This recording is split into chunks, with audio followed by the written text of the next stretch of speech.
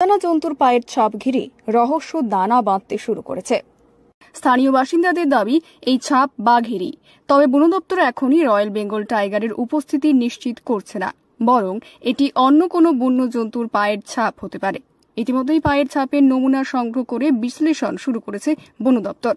জঙ্গলের ঘনত্ব বাড়ায় এই ধরনের জন্তুর আগমন বাড়ছে বলে বন দপ্তর সূত্রে জানা যাচ্ছে। প্রসঙ্গত, বনের পাতা কুড়িয়েই জীবিকা নির্বাহ করেন ওই অঞ্চলের বাসিন্দারা, কিন্তু জঙ্গলে এই ধরনের প্রাণীর ছাপ পাওয়াতে গ্রামবাসীদের মধ্যেও আতঙ্ক সৃষ্টি হয়েছে। পাঁচ দেখলাম সকালে ছাতু কুড়াতে আসছি, দেখছি খুব বড় বড় পাঁচ, বুঝলে, দিয়ে দেখে নিয়ে পালা যাইনি, গ্রামের ছানার আগে ডাকে এনে দেখাইলাম, বলছি এগুলা দেখো এত কত জায়গায়, কতগুলো জায়গায় ছাপ? অনেকগুলো জায়গায় আছে, এখানে প্রায় 100-150টা পাঁচ আছে। কি মনে হচ্ছে, কি এটা কি কার পায়ের ছাপ? এটা ওই বড় কোনো হিংস্র জন্তুরই ছাপ হবে। এর আগে কি এখানে কখনো? না, এর আগে এইরকম পাঁচ দেখা যায়নি।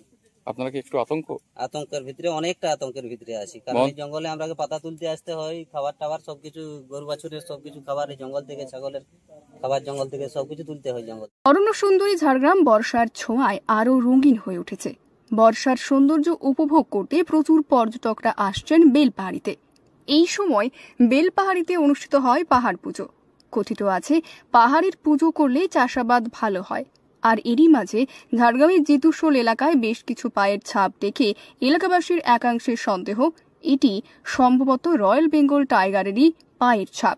এই জল্পনাকে ঘিরে গোটা জঙ্গলমহল জুড়ে তৈরি হয়েছে আতঙ্ক।